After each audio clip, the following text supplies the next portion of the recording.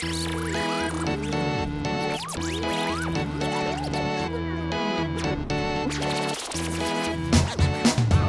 as you're reaching the senior years in your career, you're still very, very active in not only your current work, but in new projects. I've heard an awful lot about Boom Comics. Can you tell us more about this? Well, at Boom Comics, we have 3 books coming. One is called Soldier Zero, one is called Traveler, and one is called Starborn. They're all a little bit different. Now, I'm not writing them, but I'm sort of the consulting editor. I'm trying to make sure that they're all as good as they can be, and it's just been a pleasure working with Boom. And the people at Boom, Mark Wade, the editor, is a joy to work with. He's good. These guys are intelligent, they're dedicated, and they're really great to work with. Now, something surprising we heard that you got involved with was with the NHL. The NHL? Why is it surprising? I'm a great athlete. Actually, it seemed like a great idea. The NHL has 30 teams, and the name of every team lends itself to creating a superhero.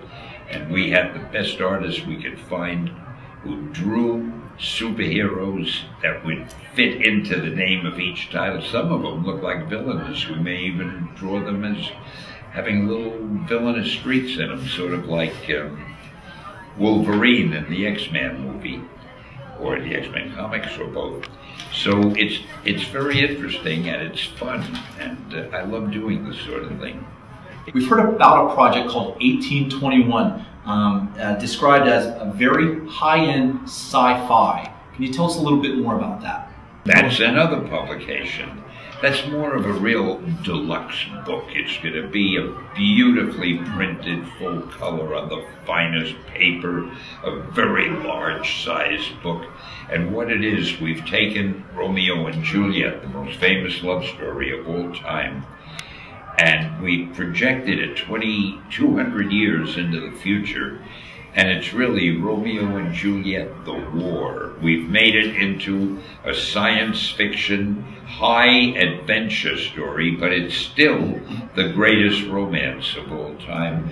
Only we could accomplish a thing like that. Yesterday when we were filming, we met a man who was the very first person in line for the New York Comic Con. He said, "I came for one thing, I came for Stan Lee." You met the young man, and he presented you some of the comics he and his father had collected when he was a kid. One of them was a Silver Surfer #1, and you were kind enough to autograph them for him. And I noticed when he handed them to you, his hands were shaking. He was so excited to meet you. How does that make you feel? Well, it's very gratifying. It's very gratifying to know that something you might have done could affect other people's lives, you know, that the work you've done. I hear it really quite a lot, and when people tell me,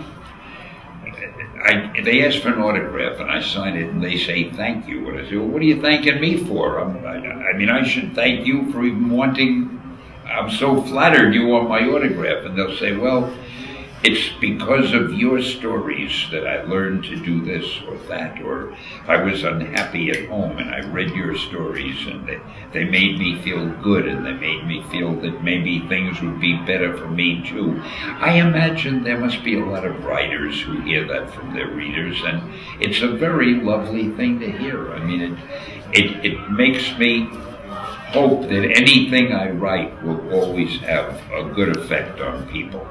I can't tell you, I'm one of the kids that grew up with all your good work. I remember seeing all those Spider-Man comics when I was a kid for the first time when they came out, and you're right, it did mean so much to me and so many of my friends growing up, and so please accept my thanks for all your good work. That's so nice of you. Thank you. Speaking of autographs, I would be remiss and very honored if I could get Stan Lee autograph. I'd be delighted. Thank you so much. How's it? Oh, that's wonderful. All right, Stan, we're out of here. Okay. Thank you so much, Stan. No, thank you. Yes, sir. Enjoy. Take care. It doesn't get any better than that. I'm KP at the New York Comic Con. Just left my interview with Stan Lee. I am stylin, stylinonline.com. Going home tonight.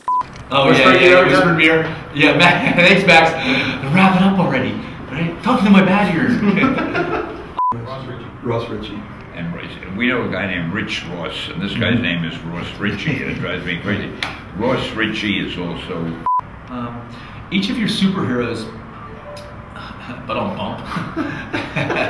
taking time. Hey, you made it painless. That's my job.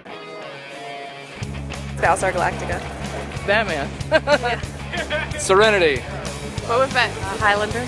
The Empire Strikes Back. Doctor Who. Star Trek The Next Generation was my favorite. Scooby-Doo. Well, at the moment, it would be True Blood. True Blood. True Blood. I have to say True Blood, too. She-Ra. Doctor Who. Star Wars, Episode 4. Firefly, without a doubt. Buffy the Vampire Slayer. Joker, obviously. Family Guy. Good choice.